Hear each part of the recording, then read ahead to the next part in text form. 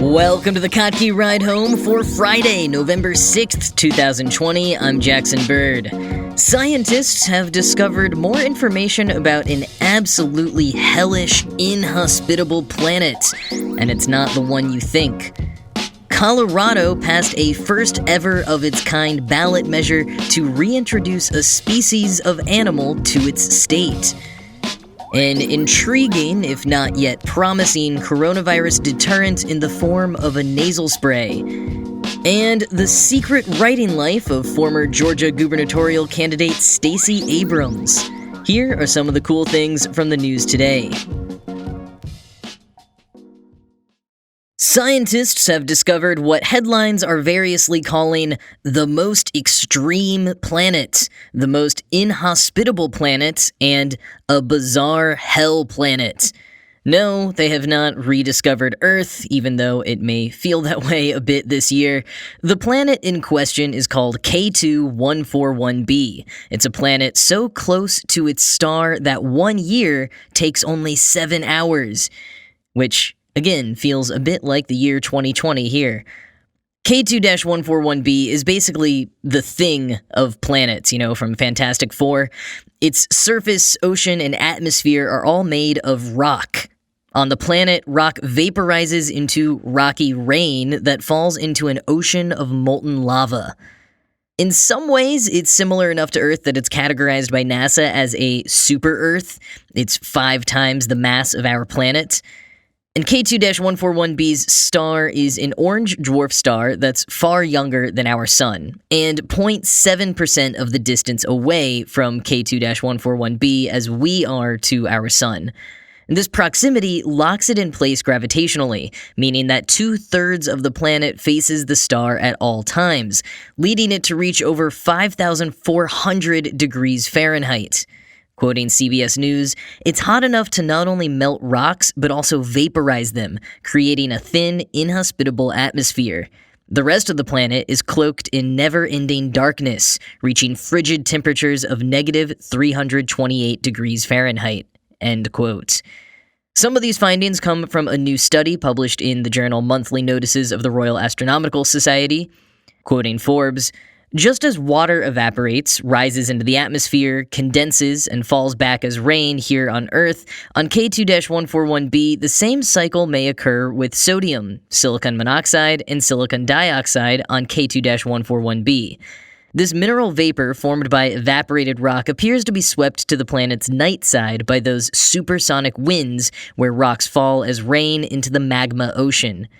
It's thought to be a much slower cycle than that water cycle on Earth, but K2-141b's extreme weather could, say the scientists, permanently change the surface and atmosphere of K2-141b over time." End quote. And that's just one of the things that's pretty cool about this finding. Co-author of the study, Nicholas Cohen, said, quote, "All rocky planets, including Earth, started off as molten worlds, but then rapidly cooled and solidified. Lava planets give us a rare glimpse at this stage of planetary evolution." End quote. So not only is K2-141b fascinating in general and rife for jokes about this particular moment in time, but studying it further could give us some deeper insight into how our own planet evolved so many eons ago.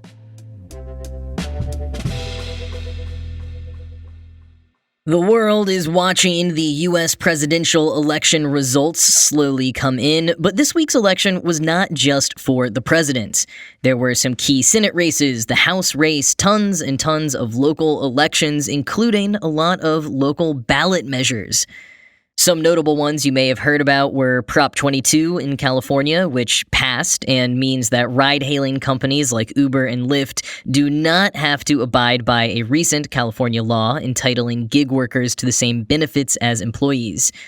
And there were the several U.S. states that passed marijuana legalization laws, as well as Oregon, who took a big step to shift drug addiction from a criminal offense to a public health concern by decriminalizing the possession of small amounts of hard drugs like cocaine and meth. But there's one interesting ballot measure out there that I didn't have on my radar previously at all. Voters in Colorado have just approved Proposition 114, which will require the state to reintroduce the gray wolf population.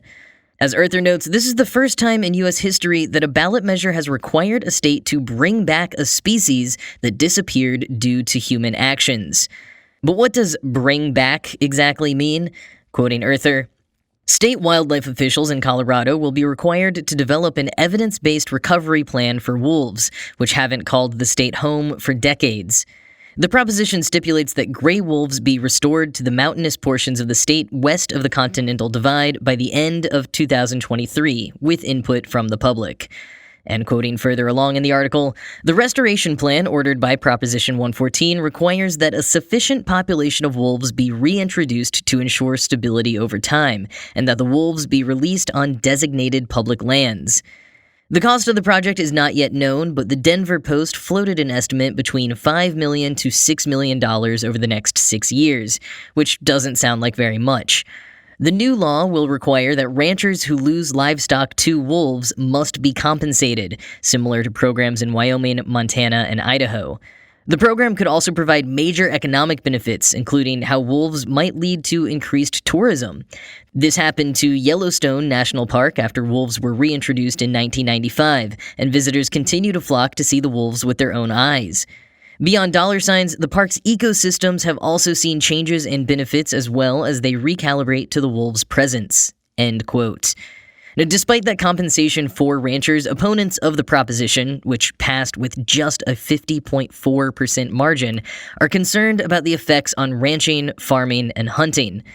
Though Earther notes that when those wolves were reintroduced in Yellowstone, there were minimal effects on hunting, farming, and ranching, and that the same is true in Canada, where wolves have always lived. Proponents of the proposition are largely urban dwellers looking to restore a bit of balance to the ecosystem of their state. Notably, just last week, the gray wolf was removed from the list of endangered species by the Trump administration, thereby losing federal protections. It's pretty wild to see this type of conservation measure actually voted on as a proposition, and, maybe we will see more like it in the future.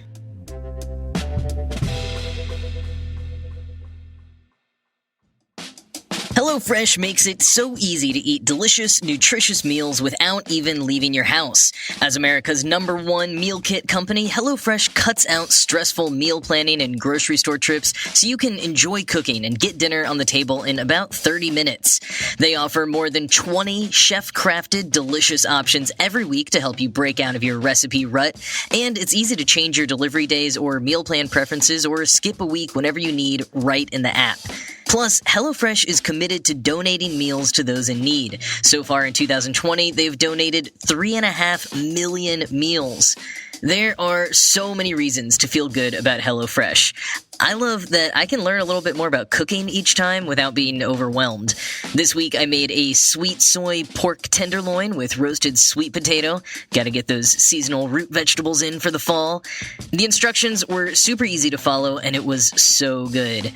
And if you want to try HelloFresh, they have a special offer for listeners of the Kottke Ride Home. Just go to HelloFresh.com/RideHome90 and use code RideHome90 to get $90 off, including free shipping. Again, that's HelloFresh.com/RideHome90 to get $90 off, including free shipping. HelloFresh.com/RideHome90.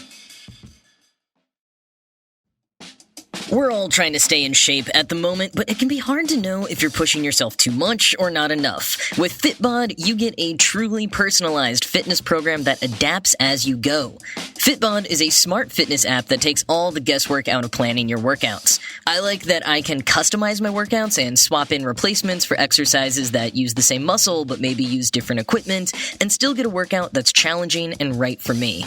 It works because Fitbod combines the knowledge of fitness pros with a powerful machine learning algorithm to give you a workout program that maximizes your results. The app is super easy to use, and it integrates with other fitness and health apps like Apple Health, Fitbit, and Strava. Plus, you can try 1 month of workouts absolutely free. Get a personalized fitness plan that helps you work out smarter at fitbod.me/Kottke. Try Fitbod for free for 1 month when you sign up today at fitbod.me/Kottke. That's 1 free month when you sign up at fitbod.me/Kottke. So I know that many of our eyes are glued on the election news today, but we can't forget that COVID-19 continues to take the lives of thousands of people around the world. Just yesterday, the US broke its own record for most cases in a day, over 120,000. It is a horrific trend that I think we all need to continue to stay cognizant of. But there are whispers of good news, especially in the realm of scientists around the world who continue to work tirelessly for cures, treatments, and tools to contain or prevent the spread. An interesting one that I read about in the New York Times today is a nasal spray that could protect against infection. This comes from a new, quite small study from a team of international scientists that has not yet been peer-reviewed and not yet tested on humans, so don't get your hopes up too much. They did, however, test on ferrets, and in those tests, it completely protected the ferrets from the coronavirus. Quoting the New York Times, "The spray, which attacks the virus directly, contains a lipopeptide, a cholesterol particle linked to a chain of amino acids, the building blocks of proteins. This particular lipopeptide exactly matches a stretch of amino acids in the spike protein of the virus, which the pathogen uses to attach to a human airway or lung cell. Before a virus can inject its RNA into a cell, the spike must effectively unzip, exposing two chains of amino acids in order to fuse to the cell wall. As the spike zips back up to complete the process, the lipopeptide in the spray inserts itself, latching on to one of the spike's amino acid chains and preventing the virus from attaching. It's like you're zipping a zipper, but you put another zipper inside so the two sides cannot meet," said Matteo Peratto, a microbiologist at Columbia University and one of the paper's authors. End quote. The scientists describe the spray as non-toxic, stable, and lasting about 24 hours, attaching to the cells in the nose and the lungs, so a daily dose could protect you from infection. Dr. Ann Moscano, a pediatrician and microbiologist at Columbia and co-author of the study, was so confident, she said, quote, "If it works this well in humans, you could sleep in a bed with someone infected or be with your infected kids and still be safe." End quote. I mean, that sounds incredible, but of course we are a very, very far ways away from this nasal spray becoming a reality, if indeed it ever moves on beyond this initial study. Still, very reassuring to hear just how much work is being done in all different directions. There is reason to have hope, for sure.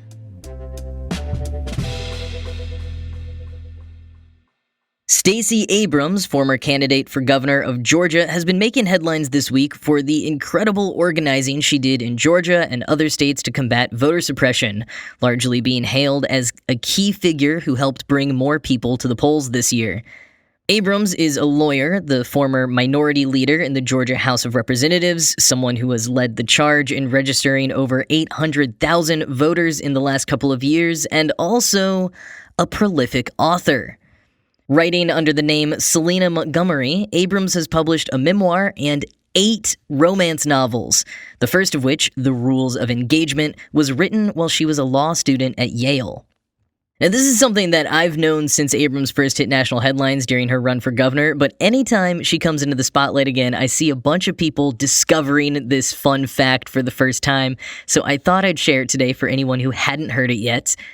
Now, while her memoir came out in 2018, her most recent novel before that was published way back in 2009.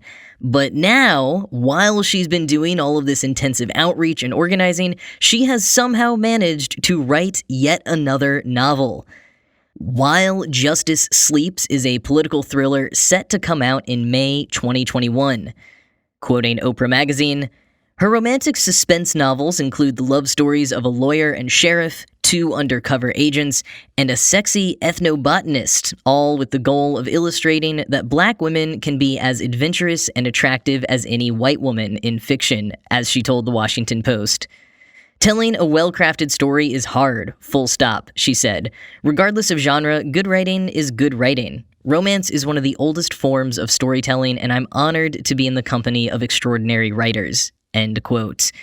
And as Abrams had said previously, quote, "The act of writing is integral to who I am. I'm a writer, a politician, a tax attorney, a civic leader, and an entrepreneur. I'm proud of what I've accomplished." End quote. I mean, heck, I struggled to get this podcast out the door today in between refreshing election results, and she somehow managed to write an entire novel on top of her much more demanding job. Dang, seriously impressive. And while we're discussing public figures with surprising literary backgrounds, I'll just leave you with this fun tidbit. Actor Chris Pine, who you may remember sent Twitter a buzz over the summer when a paparazzi photo of him emerged wearing a mask and holding an overflowing bag of books from Los Angeles' famed Skylight Books. To those in the know, that photo might not have been too surprising. Chris Pine was an English major, and according to poet Dana Coster, quite a good writer, even of the romantic variety. Coster tweeted in 2017, quote, "I student taught an erotica class at UC Berkeley in 2002, and Chris Pine was in it.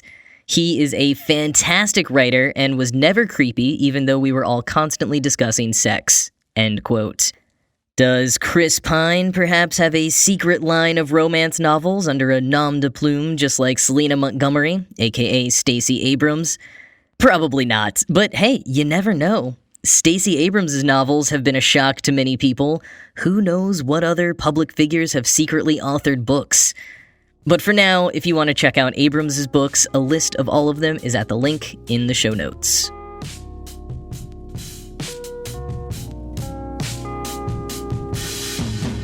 That is it for this week. As always, this show is produced by Ride Home Media and Kottke.org. I am Jackson Bird, and I'm going to go work on finishing up my latest romance novel.